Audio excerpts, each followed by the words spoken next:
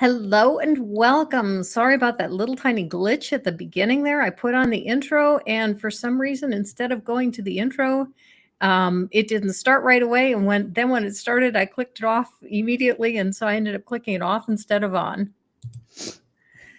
Technical problems with God's granny. Yep, that's for sure. Hey, my guest for today is Godless Engineer, and thank you so much for coming, John. It is a pleasure to have you.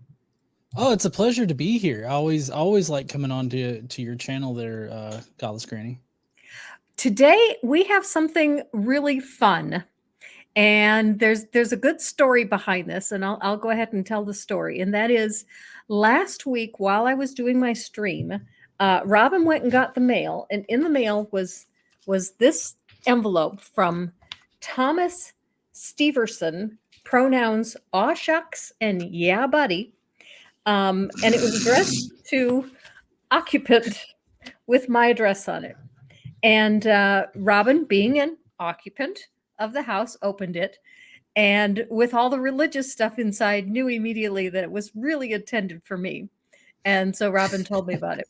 My husband looked up online to see who Thomas Steverson was and found that there are actually other atheist content creators that have received this mailing as well. It's not necessarily a lot of them, but it's at least more than one.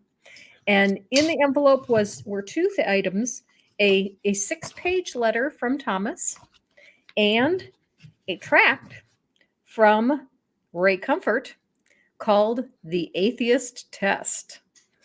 And I thought it would be a lot of fun to have John on, and we will go through the Atheist Test together. But before I did that, I did check with one thing, and that is Thomas's pronouns. Thomas's pronouns have the seal of approval from the transgender community.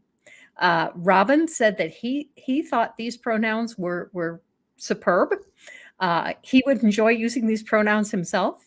And he also went into his Discord, where he's in a group with a number of other transgender people, and said, "Hey, does anyone find these pronouns offensive?" And they all said, "No, those are cool pronouns. I'd like to use those pronouns." So we are going to try throughout this stream not to misgender Thomas, whose pronouns are aw shucks and yeah buddy. And so I asked John to bring a beer with him, and I have a mango mimosa. And if we misgender Thomas, we have to take a drink. So yeah, I've got a Blue Moon Light citrus wheat. So, real man craft beer here. At least it's not Bud Light, I guess. Celine says, "Wait, Ray Comfort learned how to write?" Just not with a banana. He had to actually learn how to use a pencil. I guess so. So if anyone catches us misgendering Thomas, let us know and we will take a drink. Okay, we will start with the Atheist Test. And it says, "Behold the evolution of the Coca-Cola can. Billions of years ago, a big bang produced a large rock. As the rock cooled, sweet brown liquid appeared. As time passed, aluminum formed into a can, lid, and tab. Millions of years later, paint fell from the sky and formed a label and barcode. This theory insults your intelligence because, this theory insults your intelligence. You know that if a Coca-Cola can is made, there must be a maker." And here is question 1. A person thinks the Coca-Cola can had no designer. A, is intelligent, B, is a fool, or C, has an ulterior motive for denying the obvious. KC said that all those answers are stupid. Yeah, buddy. But I don't understand the purpose of this first question here. Like, he's obviously going for that. If a Coca-Cola can has to have a designer, then people had to have designers too. KC called you out on on Mr. You said he. I did. I said he. Okay, here we go. Thank you, Casey. I'll drink too, just because I like beer. Okay, page 2. Behold the human eye. It has I should have taken pictures of this so I could show the pictures. It has 40 million nerve endings and 137 million light sensitive cells. Its focusing muscles move 100,000 times a day. Man cannot begin to make an eye, and it's just a small part of the sophisticated human body. How could a reasonable person think it formed by mere chance? Well, that's obviously incorrect. Yeah, I mean, we've got every stage of the evolution of the eye that in existence, like now in the animal kingdom, because you can trace it from like just photosensitive cells, and you can trace the evolution of it all the way to the concave, lenses that we have now. Right. So we have natural explanations for how that would have slowly evolved over time. As much as it pains me to mention it, there's actually a really great presentation given by Dawkins that shows how the eye would have slowly evolved over time, and how it just progressed from just a collection of light sensitive cells to what we have now. We do have artificial eyes, but I don't know the current technology as far as how well artificial eyes work. Do you? Yeah, I'm not exactly sure. Mhm. So, but I can guarantee you that whatever artificial eyes that we do have, they're definitely not going to work as good or better than A natural eye. Yeah. natural eyes. I mean, they could probably be decent, but as far as the complexity of the eye goes and everything like that, I mean, I feel like obviously we're not going to be able to build that. Plus, it's the fact that uh, an artificial. I don't know much about artificial eyes. I guess Mhm. I'm not. I doubt that they're actually like tissue, right? I mean, No, they are definitely right. not tissue. And so Um, my guess is that the Ray Comforts and aw shuckses would um would probably bank on like, oh well, yeah, that's like an artificial eye not made with tissue. We're talking about humans making a tissue based eye and have it work fine. So I think that's probably what they would bank on. do you are you young enough or old enough to remember the $6 million man? Uh, I don't think so you are.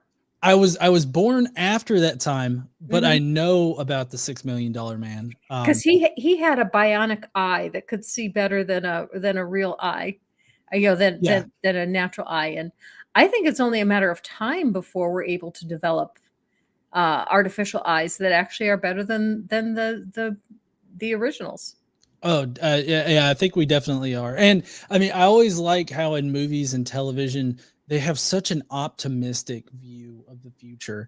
I don't know how many people have seen the 2001 Planet of the Apes movie where Mhm. Mark Wahlberg was trying to get that started again, and it was just a horrible storyline and everything. Like it was horrible twist and everything. But it starts off at the very beginning. It's on a space station that's orbiting, I believe it's like Jupiter, maybe not Jupiter, Saturn. It's orbiting Saturn, right? The date is 2029. It's like, what? No, we had a very optimistic view of the future in 2000. And, now we have people that are like, I have a dead brain worm in my head. And that's, I can put 3 more in there and debate Joe Biden and defeat him. And that's the state of America right now. Okay. George Gallup, the famous statistician, said, I could prove God statistically. Take the human body alone. The chance that all the functions of an individual would just happen is a statistical monstrosity. And now we are at question 2. Do you know of a building that had no builder? Yes or no? No, like a building as we would, I guess, understand what the question is trying to ask? Yeah, No, I mean, yeah. A painting that had no painter. obviously not. I mean, depending on what you're calling a painting, but Right, yeah, right. obviously not. Actually, yeah, well, it also what you call a painter. I mean, I've seen paintings that were done by elephants. Um, Yeah. they had painters. They weren't human painters, but they were still painters. Yeah, dogs have done it, and I think that even like there have been some birds that have also done it. Like there's relatively intelligent, I guess, uh, animals and other animals in the animal kingdom that can do that kind of stuff. And the last one is a car that had no maker. Yeah, so Casey just brought up a good point. All of these are examples of obviously man-made objects, whereas That's what we're exactly where I was going to go. You know, all of yeah. these are man-made things, and yes, man-made things are man-made. Yeah, and so this is where a lot of the goalpost shifting or moving would come in, because you'd point out, well, we have natural processes to explain like evolution and how human bodies would have evolved. So I mean, we have natural processes to explain that, and then they would be like, but who is the one that controls the natural processes? And so that's when they start moving Right. God further and further back. Mhm. Mhm. If you found 50 oranges in 10 rows, logic tells you an intelligent mind, not chance, arranged them. Is that the message you get? No, I mean, obviously this is just an argument from design, but Mhm. the thing is that they can't actually discern between non-designed objects and designed objects, because as part of their presumptions, everything's designed. So Mhm. like the example they just gave, all that's obviously a designed object. So but they would see that is in the same way. They would see like a tree in the same way that they see cups lined up. They both have to be designed objects, whereas realistically we can actually distinguish between man-made objects and man-made designed objects and natural objects. Like we have that distinction on a creationist worldview. It just doesn't exist. Another possibility is, take a dump truck full of oranges and dump the dump truck and just let all the oranges spill out. I wouldn't be surprised if you couldn't go somewhere within the spilled oranges and take a picture and find an array of 100 perfect oranges lined up in 10 rows. You just have to look at the array long enough, or at the spill long enough to find such an array. And I mean, I'm sure that you could probably convince somebody to buy that for $50 million, because it's God is making himself known in the oranges. And if it wasn't an array of rows, you could find some other pattern there, because we can always find patterns. Yeah. Humans are great at finding patterns and noise. Mhm. I believe that technically, when you do see familiar patterns and noise that aren't supposed to be there, or weren't meant to be there, is called pareidolia. And you see that often with like helicopters are a pretty good example of that, and just other like equipment that's out there. Mhm. Clouds, yeah. Okay. We see incredible order and complexity throughout nature and from atoms to galaxies. That tells us an intelligent mind, not chance, arranged it all. No, it doesn't. No, I mean, I constantly ask religious apologists this, to point out where God is needed for any of that, and they just gesture broadly at stuff existing in the first place. Like, oh, how could a rock form like that? It's like, okay, well, do you want me to explain the entire process of stars like compressing atoms together, creating heavier elements, and then that spews out across you? Like, do you want me to go through all that, which is going to go completely over your head? Or are you just looking for some kind of canned rhetorical answer that I can give you, just like he has? Sorry, shucks. Aw shucks has in your boy's Bible. Is that the other pronoun? Yeah, buddy. No, it's Sorry. yeah, Yeah, buddy. Yeah, yeah, buddy. but yeah, buddy's Bible. Mhm. I don't know what's You going on boy. with my lights here. I'm trying to rearrange my lights because they seem to be getting dark, and I don't know why, because I'm not using natural light. But oh well. All right, we've come to question 3, and here it is. All right. Is there order in the universe? Yes or no? I feel like that's a vague question. Like, I don't know Yeah, what I they would say mean by yes order. and no. I Yeah. mean, there are some things in the universe that show signs of order, and there are other things in the universe that do not show signs of order. And then if you want to talk about like the laws of thermodynamics, entropy is always increasing. So this disorder, in the universe is always increasing. At some point, we're going to run out of ordered matter, and it's all going to be disordered in as far as energy goes. So it really, like, I feel like this is too vague to actually have a meaningful answer. Hans Hansen says, I hope bananas has banana earth, or my $100,000 education has been a scam.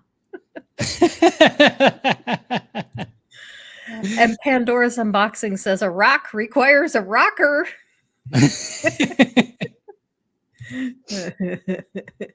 I actually, we were going through TikTok last night, and we came across one of those videos that has the songs in it, and I found my old ass head banging out to, I think it was a Rob Zombie song. I don't know why The Rock having a rocker made me think of that moment from last night, but that's where my mind went. I was I thinking was the my rocker. I'm in a rocker. There you go. There's the rocker. She's the rocker that rocked the rock. Okay. Part 2 of question 3 was, did it happen by accident? And again, your question is perfectly appropriate. What do you mean by accident? Did it happen by chance? Yes. But chance isn't necessarily an accident. I feel like typically whenever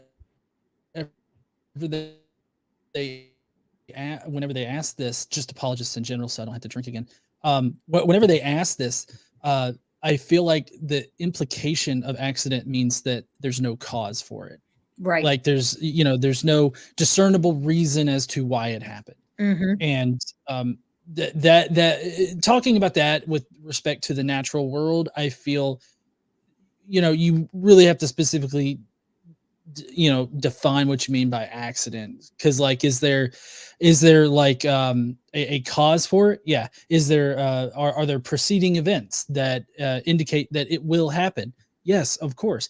Is there any higher purpose or any reason other than natural stuff just operates without a care for what's happening? I feel like there's no higher purpose for like a tree to develop, or even for humans to evolve. Like there's no higher purpose in that. It's just nature doing its thing. Mm-hmm. Mm-hmm. Okay. And then part 3 of question 3 was, or was it designed by an intelligent mind? That one's easy. No, it was not.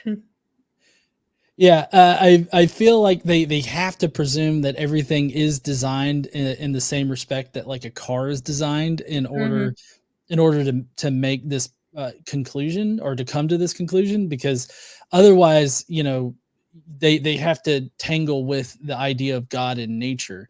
Obviously, they think that God is necessary for nature, but they can't actually pinpoint where God is needed. Because, and typically, I bring up like the rain cycle, or not rain cycle, but water cycle, and like how like it's changing energy states that drive the water cycle. Water heats up from the oceans, evaporates up into the clouds, and then when it cools enough, it rains, and then it starts the whole entire cycle again. Like very high level view of how that happens, but all of that is like changing energy states. Like energy states change, and water changes form. All of this just happens because of the properties of H2O, and the properties of H2O are given by its molecular structure and all this other stuff. And we have explanations for all these things. So it's kind of like, where is God in all this? Like, I don't see the need for God, or I hyperbolically say, I don't see the need for magic. It's like this, where's the magic in here? Like, is there some kind of sprinkle of magic in the changing of energy states? I don't think so. Mm-hmm. Okay. There is an Here is an absolute statement. There is no gold in China. Question 4. For that statement. I would wait. There's no gold in China. I mean, they're probably going to explain a little bit more. No, they're going to ask some questions based on that statement. For that statement to be true, I need A, no knowledge of China, B, partial knowledge of China, or C, absolute knowledge of China. Oh, I mean, I guess you would need absolute knowledge, like in order to make that kind of statement. Yeah, that's what they're going for, is that in order to be certain that there's no gold in China, you have to have explored every inch of China to be sure that there is no gold in it. But actually, I don't think that's true. I think you can have partial knowledge, especially since as soon as you find the first bit of gold in China, you can stop looking. And I don't need absolute. Now, in order to prove that statement true, I would need to know, I would need to have examined every square inch. But that, again, isn't going to be absolute knowledge of China. I'm not going to need to know how China originated. The statement doesn't say that there has never been gold in China. It just says there is no gold in China. So I only need to know the current state of China. I don't need to know the past or the future of China. So I think you only need partial knowledge.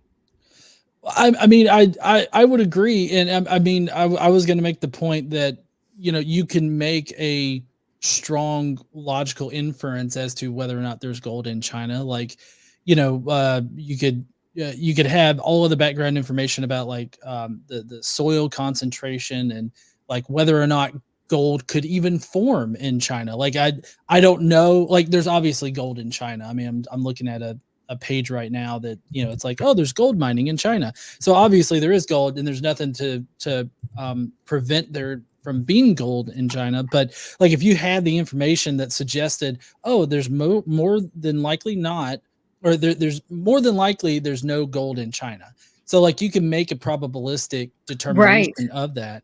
And you would most likely be right. So you don't have to have perfect knowledge in order to be able to make that statement. Of course, he's trying to whoever made the Chick track or Ray Comfort track, they're trying to make the assumption that, oh, this is an absolute statement. Like I have absolute knowledge about this.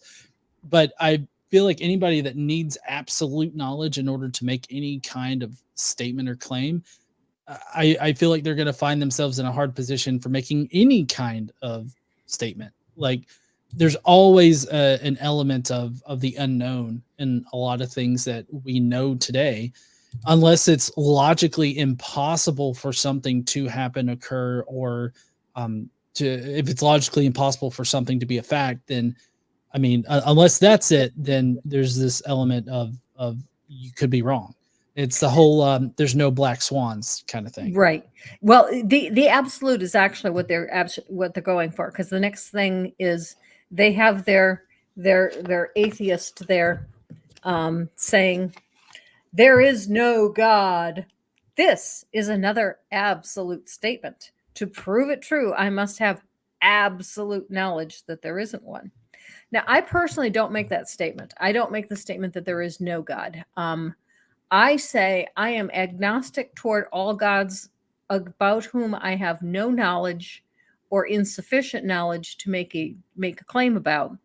But as to the Christian God, I do make the positive statement that the Christian God does not exist. Yes, I do too. And so like if we have a specific definition for a God, then we can test that against reality. And if that God seems to be illogical or doesn't comport with reality, then we can make the statement, this God doesn't exist. So, yeah. And Casey pointed out, most atheists don't say God, like any God or gods don't exist. So, right. I must know how many hairs are on every head, every event of history, even the intimate details of the love life of the fleas on the back of Napoleon's great-grandmother's cat. The circle represents all the knowledge in the universe. Let's say You have an incredible 1% of all that knowledge. Is it possible that in the other 99%, there is ample evidence that God exists? You know, I have the I feel the urge to rephrase this in a very southern way. It's like, listen, I need all the information in the world. I need to know how the fleas are fucking on the back of some cat. Like, if I don't know how the fleas are fucking, then how am I going to know anything? Do they do it missionary? Is it doggy style? Because that would be funny.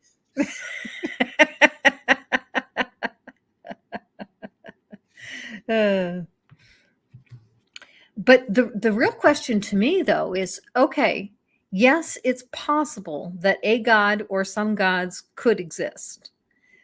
But is it probable? And can't you also accept the possibility that since you do not have all knowledge, that it's possible that your God does not exist? That all of the things that you think you know about your God actually aren't true or are not really about your God. But the biggest kicker to me, and it comes down to divine hiddenness, is if there really is a God that cares about me knowing about him, her, it, them, whatever. Aw shucks. Aw buddy. Aw shucks. Yeah, buddy. Yeah, buddy. If this God wants me to know about it, it should be capable of telling me. And if this God isn't going to tell me about it, I'm going to conclude that if such a God exists, it doesn't care whether I know about it or not. Yeah, I think that's reasonable.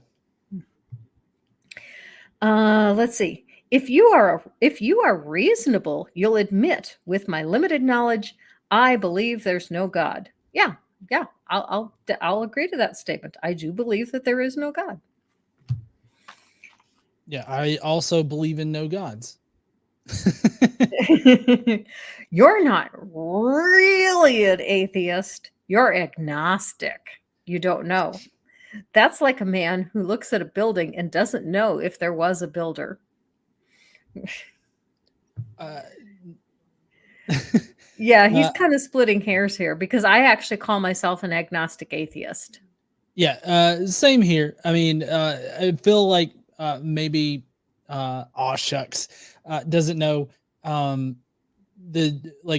differences between agnostic, atheist, theist, gnostic, because like those are words that mean things, and in this particular respect, agnostic is about knowledge, not or rather not knowing things, and then theist, atheist is whether or not you believe in a god. So I mean, I always hate it when they try to split this particular hair, because it seems rather pedantic, and just shows that your buddy doesn't know the definition of these words or how they're used. Okay, question 5. A person who sees a building and doesn't know if there was a builder is A, intelligent, B, a fool, or C, has an ulterior motive for denying the obvious.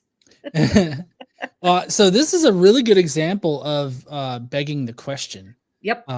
Because they're asking a question to drive you to a certain answer, and to get the answer that they want. And it's the cornerstone of Ray Comfort's apologetic tactics, as well as plenty of other apologists out there. Lead them to the answer you want them to come to, and that's how they convert people. Although, to be fair, that's also the Socratic method. That method is used for other things other than apologetics.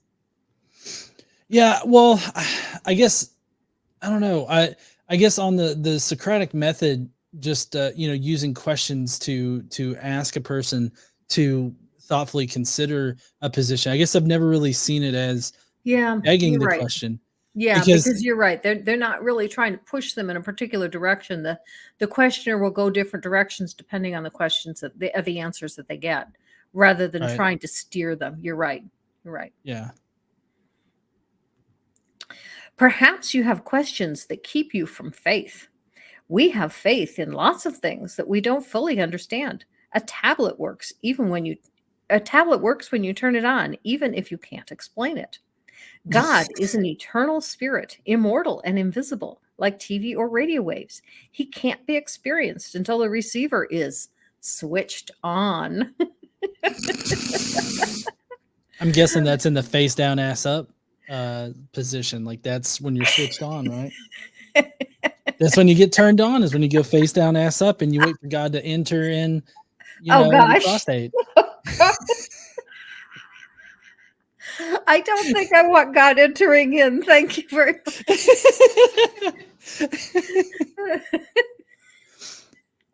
But I mean, yeah, I don't. They want to draw this connection between God and like radio waves and stuff, but like radio waves, I mean, we can detect radio waves, and like they talk about a receiver, but we should be able to detect God in a way that's not clouded by our own subjective experiences. And also, like, here's a good response to what your buddy is saying here. Basically, if you take a radio and you turn it on and you turn it to 99.5 FM or whatever, 95.1 FM. That's a local radio station here in North Alabama for anybody that's not in North Alabama. But you turn it there with one radio set and you're going to get the same message. You get another radio set from wherever else, different manufacturer or whatnot. You turn it to 95.1 FM. You're going to get the same message. The same can't be said for God, because you take one person and they receive a message like from God, right? And that's going to be totally different from another person that receives a message from God. I mean, of course, unless they're from the exact same church or whatnot. But what I'm talking about is taking one person from like a Baptist church, and then you get a person from a Mormon church, and they're going to be receiving different messages from God. So this whole receiver thing just doesn't even work out with the way that they're trying to put it. I'm not even going to read that one. That'll get you shadow banned on Facebook. So just be careful with that particular thing. Okay. I also want, to me, this brings up the Calvinist Arminian debate within the Christian community, because according to the Calvinists, you can't get switched on until God chooses to switch you on. And the Arminians say that, no, you are the one that chooses Jesus, or you choose to believe. And so even the Christians can't agree on what it means for the receiver to be switched on, whether that's something that we're supposed to do ourselves, or whether that's supposed to be something that God does for us. Yeah. That's another good difference there to highlight. And, if it really was as easily perceptible as radio waves or any other part of the electromagnetic spectrum, you would think that those types of differences wouldn't exist. Obviously, all religions are unified. What am I talking about? Okay. Jesus said, "He who has my commandments and keeps them, it is he who loves me. And he who loves me will be loved by my Father, and I will love him and manifest myself to him." And my response to that is, what makes you think that Jesus said that? Yeah, I mean, that's probably where I would go too. Like, also it's for the Bible tells me so, right? Right. Like all of this is part of the theology already, and just regurgitating your theology to anybody that doesn't already believe in your theology. It's like, why should I believe that? It's like, okay, cool story, but why should I take this as something that's like true? See, I told you. See, I'm fucking Miss Cleo over here. You're prophetic. You're a prophet. Yeah. We could call Godless engineer the prophet. Approach Jesus like you first approached a tablet, TV, or radio. Take a step of faith, and he will show himself to you. Or do you have an ulterior motive? So I have my sorry. Casey pointed this out. Like, it's really crazy that they're comparing faith in God to like turning on a tablet or a TV. Like, we have detailed like guides and handbooks about how those things operate. It like, we know how electronic devices operate. We know how all of these things happen. We can explain to you that, right down to like what happens to the electrons that power it. Like, we have all of that. Like, we know those things. It doesn't require faith. Okay, we have a really good question here from Sly Diggity Dog. Does Jesus Christ need AAA or AA batteries? I mean, it kind of depends on the length of the Jesus Christ. If it's bigger, I mean, he could require D batteries. But if it's like one of those magic wand ones, then AAA's might work. Could it be that the atheist can't find God for the same reason a thief can't find a policeman? Could your love of sin be clouding your good judgment? Unlike the thief, who knows that the loot that he is stealing is real, I don't know that sin is real. First, you have to show me that sin really is a thing. Yeah, so I don't know why they really harp on the whole sin thing, because it's a theological concept, for one. For two, the sin is just whatever God doesn't like. So if you think God doesn't like this thing, then it's a sin to do this thing. But the problem with that is going back to the receiver, like humans are the receiver for God's commandments, or knowing God exists. Everybody has a different idea of what is going to offend God. And you're just basically shifting the blame for whatever your moral foundation is, or whatever you think is a good or bad thing. You're just shifting it onto what you've created for your own God. And I also think it's interesting that this whole analogy is that God is turned off and we need to turn God on.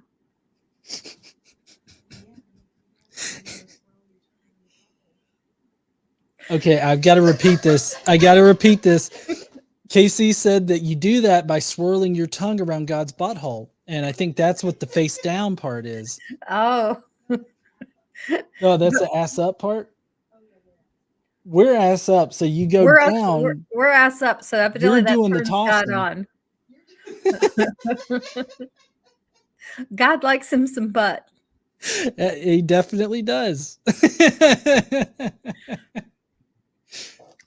If the Bible is true, and that is a huge if there, if Jesus has abolished death and brought life and immortality to light through the gospel, then you owe it to yourself to check it out. Here's how. Except that's demonstrably untrue. And we can prove it's true just by going to any graveyard next to any church, and you can find Christians buried in the graveyard. If God had abolished death and brought everyone to life, then there should not be any dead Christians. Yeah, well, and they would probably come back with, but it's new life in heaven. Right. And it's second death. Yes. Their spirit has left the mortal coil and floated up. Except even their book doesn't say that. Well, actually it does in one place. There's one place where it talks about the second death. But Jesus never said anything about a second death. Jesus never said that. Yeah, and Jesus, when Jesus resurrected, obviously in the story, his body disappeared. So there, shouldn't be anybody to bury if if Jesus had defeated death or whatever. Yeah, that's something I like to ask Christians about, and it's interesting. The answers I get is, first of all, what was the point of the ascension if Jesus never had a body to start with? Why doesn't he just vanish and he's in heaven? But if he's got a physical body that needs to ascend, as soon as it gets into outer space, that body's going to blow up. I had an interview once with a NASA scientist, and I asked, what would happen if you took a human body and just ascended it into space? That was it would explode. Oh yeah, because I'm guessing that they probably talked about the pressures of the atmosphere, and how if you Mhm. just if you just slowly move a person up there, I mean, the pressure is just going to cause them to, they're just going to inflate and explode. I could see that. Okay, here's test 6. With a tender conscience, check the 10 commandments. Have I always loved God with my heart, soul, mind, and strength? Nope. No. Have I created a God to suit myself? Nope. Have you? No, I mean, I definitely when I was a Christian, I definitely didn't do that. Like, I had other people tell me, so I don't know if they created their own version of Yahweh, but yeah, I wasn't creating anything for myself. Have I ever used God's name in vain? God damn it, yes, I have. Have I kept the Sabbath holy? I mean, why should you care? That's one of the specific ones that Christians today say that Jesus nixed that one, that you don't have to do that one anymore. So why is that one even on the list? Yeah, and I wonder, like, which Sabbath are they talking about? Are they talking about the Jewish Sabbath, which runs from sundown on Friday to sundown on On Saturday? Saturday, yeah. Mhm. Or is it the Sunday one that was practiced by early Christians, like that turned into their Sabbath? But then you have to contend with, oh well, but Jesus said, the Old Testament, don't follow all that. Well, he's kind of mixed as far as the Gospels go, because in one hand he's like, not a jot or tittle will be erased from the law. But then on the other hand, he's like laying down all these different commandments and everything like that. So, I mean, I don't know. It's a little confusing to me, to be honest. Pandora's Unboxing has a really good comment here. Checking the 10 commandments, not saying thou shalt not molest children or thou shalt not own people. And 3 wasted on yay gourd. They failed the check. Yeah, I mean, that's something that I've mentioned several times. It's like, if God truly cared about, people, or if God was omnibenevolent, then instead of taking the first 3 commandments to basically stroke his own ego, he could have used 2 and done away with the child pedophile, the pedophile stuff, and all of the churches, and then also protecting women and other minorities from being made into slaves. And he doesn't do that. He would rather stroke his own ego. Mm-hmm. Mm-hmm. Yeah, Yahweh God doesn't care about kids. He's up there like, fuck them kids. Oops. Let's see. Have I murdered? God considers hatred murder. Have Like, I? I mean, seriously, like, I don't hate a lot of people, but I mean, I'm sure that there's been times when I've been like, oh, I hate that guy. Right. Is that the same as killing another person? Let me Yeah. see. No. No. Yeah. Okay. Uh-oh. Casey just murdered Donald Trump. Oh no. Oh no. She hates Donald Trump, so she basically murdered him. Oh yes. Please do it some more. Have I committed adultery? And the answer, this is one that I would love to answer with Ray Comfort, because my answer to the question is no. And he's going to get all over, well, you've lusted, haven't you? And no, I haven't. I'm asexual. Yeah, well, I mean, it's like, why it's the similar concept to what we just covered with the whole hatred thing. Like, why is lusting over anybody or anything, why is that a bad thing? Like, I mean, I mean, I'll answer in yes, I've lusted because I was a teenage boy at one time. Mm-hmm. And so, yeah, I've lusted. And Christians also have the whole weird idea of what adultery is. A lot of people would go with the general thing of, oh, you're married and then you step out on your marriage and everything like that. But the Christian, there's a lot of Christians, and I'm guessing, oh shucks, is probably in this camp. But they think that like polyamorous relationships is cheating, like on your significant other, and other situations would be cheating. So I mean, it's a really kind of a vague way, to reference what they're trying to reference. But again, I'll say the whole lusting thing. So what? Everybody is human, and so we have varying degrees of all of this. But why is having a hormonal response in that kind of way as you progress through life? Why is that a sin or considered adultery? Is it because you're stepping out on Jesus? That's it. You were thinking about doing sexual things with other people and not Jesus, and that's why. or you just don't think about sexual things with Jesus, and that's also bad. The thing that I find mind-boggling about this is supposedly God is your creator, and supposedly God gave you this sex drive, and then he tells you not to use it. If God didn't want you to have a sex drive, why did he give it to you? If this is so offensive to him, why did he put it in you in the first place? I mean, that's a good point. Like, I mean, God, it seems, I think that they would probably say that, oh, it's all a test. Like he's doing this because man has fallen. This is all Eve's fault, really. I mean, she had a fruit salad, and then now we're pretty fucked for our lifetimes because, we lust after other people. Then have I lied, including answering these questions? And this is another one that lying is a part of human nature. If God doesn't want people to lie, then he shouldn't have made that a part of human nature. And the second thing, some lies are good. Some lies are helpful. Not all lies are bad. And any God that can't figure that out isn't a very knowledgeable God. Mm-hmm. I totally agree, but also I believe that there's at least a couple of times in the Bible where God has actively created a situation where he had somebody communicate lies to people that were praying to him or were supposed to be representing him, but he was doing it all in a test. So you had some that were God told lies to some, but then he told the truth to one guy, and everybody was supposed to listen to the one guy, but they don't. And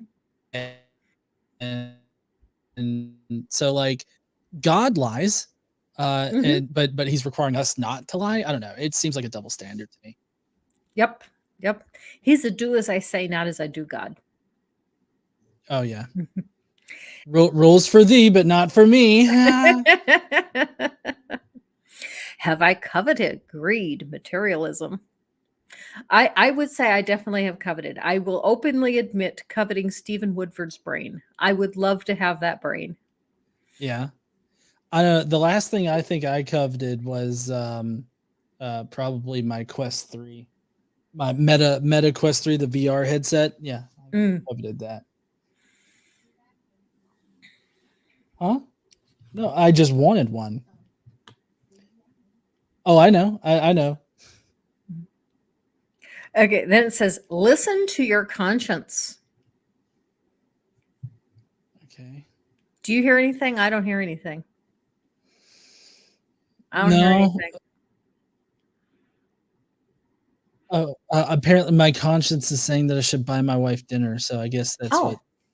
Okay. Yeah, it was whispering off to my right. I mean, I think it might have been Casey, but it was probably conscience. Okay.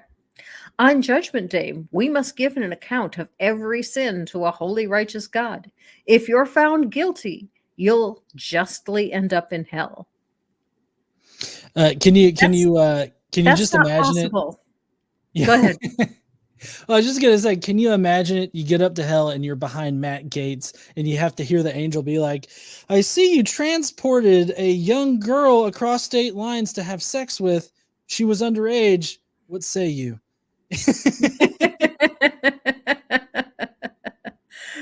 I think if you're behind Matt Gaetz, you need to find a very comfortable place because you're going to be there for a long time.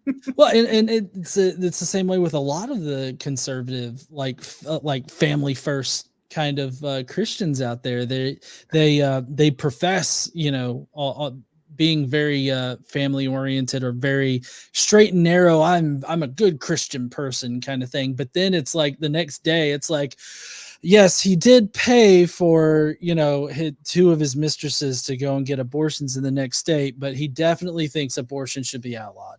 Right. Like, I mean, I feel like that they're all culpable of all of this stuff. And I feel like this is a fear tactic. Like, you're going to have an accounting for every sin that you did.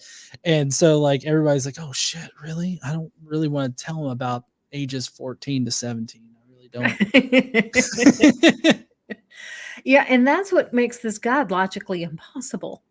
Or not really logically impossible, but inconceivable that a God would be listening to all of these sins that all of these people committed. And if the person at the end of it says, "But I believe in you," it's, "Oh, okay, no problem. You're fine. You're good. You're good. You can do whatever you want as long as you believe in me." What kind of God is that? Yeah, I don't know. And it just shows how divorced from actual like justice, I guess you'd say. Right.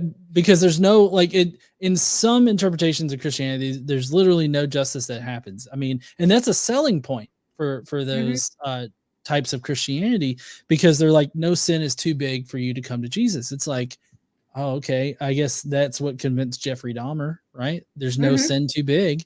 And that convinces plenty of other people that are, they've done bad things and they realize they've done bad things, but it's all okay because they believe in Jesus. And then, the whole idea that there can be an infinite punishment for a finite crime. That's also, things that makes their God ridiculous. Oh, definitely. Okay, we're on the last page. Okay. God can forgive you because of the death and resurrection of the Savior. 2,000 years ago, God sent his son Jesus to lead a perfect, sinless life. Then he stepped into God's courtroom and paid our fine. His death on the cross satisfied God's law while demonstrating his love. And that's another thing that doesn't make any sense whatsoever. If the wages of sin is death, it's not a fine. It's a death penalty. Yeah. And if you go into a courtroom and, you're the prosecutor and you bring forth the accused and say, this man has committed murder and adultery and he's lied and he's stolen and he's done all these things. What say you, judge? And the judge's son walks in the courtroom and says, I know that he deserves death, but I'll die for him. And the judge says, oh, okay, no problem. So you bludgeon the judge's son to death. And meanwhile, the victims of this horrible scum are all sitting back there watching an innocent man die. And judge says to the guilty guy, okay, you're good. Bye. And they're going, wait a minute. That's justice. What happened here? Yeah. And this whole idea of Jesus, like, I have a real big problem. I have a very big problem with the idea that there needed to be a death in the first place. Yes. Because if you think about the actual situation being discussed, God has created this law. He is the supreme ruler. He's the one that makes the law. But yet he's like, I can't just change the law, even though I made the law and I'm the one that could change the law. I'm not going to change the law. Therefore, I'm going to need to kill somebody in order to satisfy the law so that sin can be forgiven. Right. And it's like, why can't you just change your mind about the law and make it so that sin is already forgiven? Just right out the gate. Like, why not just make that change? I mean, obviously that degrades the entire religious theology that's being pushed, but I feel like if just that little bit of logic can make your entire theology crumble, maybe it should crumble. Like it doesn't seem like all that good of a theology if one little minor logical inconsistency is going to make it all come crashing down. What good is it? Limited Light says, I sent a super chat from my professor account and got an email a few minutes later saying it was canceled, refunded. I don't know why that happened. Sorry, I have no idea why that happened.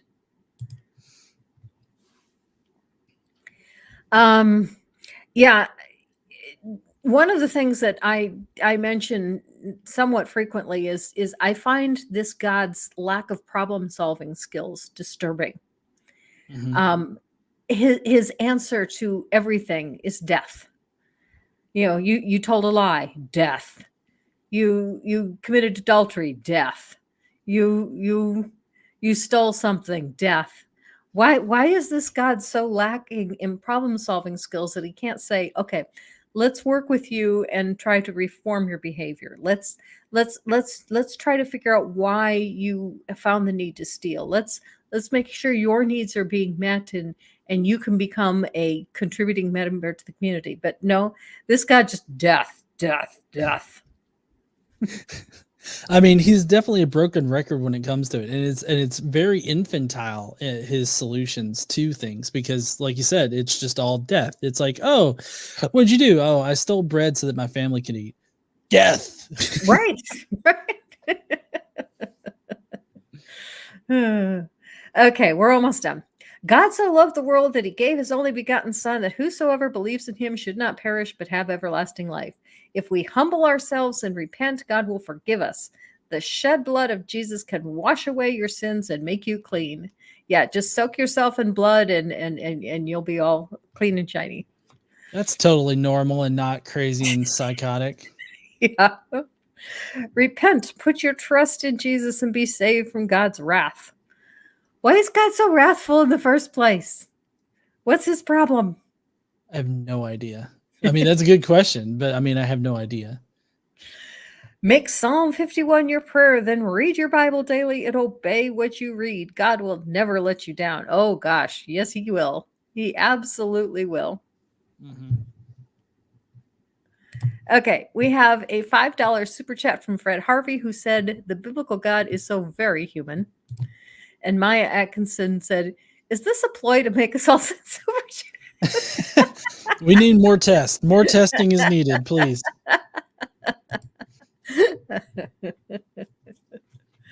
Oh, well, we didn't even get to the letter. It took us the whole hour to just get through the test. Yeah. But honestly, I don't think that the letter is going to be any better. It's no. probably, my guess would be is that it's full of anecdotal stories and like just ways that they can try, ways that shucks can sit there and guilt people into being Christian.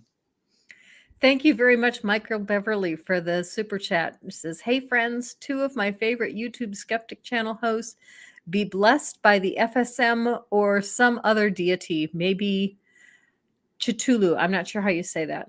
I think it's Cthulhu is how you pronounce that. But yeah, and I'm actually I believe I've got Michael Beverly scheduled to be on my channel maybe next week. So cool. That's gonna be interesting. Yeah, I've had him on before, and he's a blast. He's really a fun person to have on. Okay, so we are out of time, and I don't even know who my host is for next week. Let me look it up real quick. I mean, my guest for next week. Oh, that's right. There is no guest next week. I forgot. Next week is my nephew's wedding, and so there will be no stream next week. I'm going to be down in Auburn at my nephew's wedding. Oh, nice.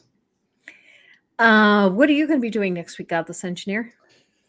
Oh, let's see. I'm actually currently working on editing an audiobook, so I'm trying to get that done. It's not like it's very slow going because I have to edit like sentence by sentence basically. And so I'm doing my best to try to get that done as quick as possible because I've been working on it for what seems like forever. And so I'm going to be working on that, but I do have like a bunch of clips that I've got ready. And then I've got some ideas for some videos I want to release, but nothing like solid right now. So, I mean, so nothing big. I'm hoping to get back to my streaming schedule next week, which is Friday nights at 8 p.m. Hopefully I can get back doing that, but we'll just have to see. We have a super chat from Casey. Thanks for having John on. This was fun. Happy birthday, Robin. Thank you. I will pass the birthday wishes on to Robin. Sandy was complaining that we failed to misgender Thomas Stevenson enough. So, Thomas, here's to you. Here's to him.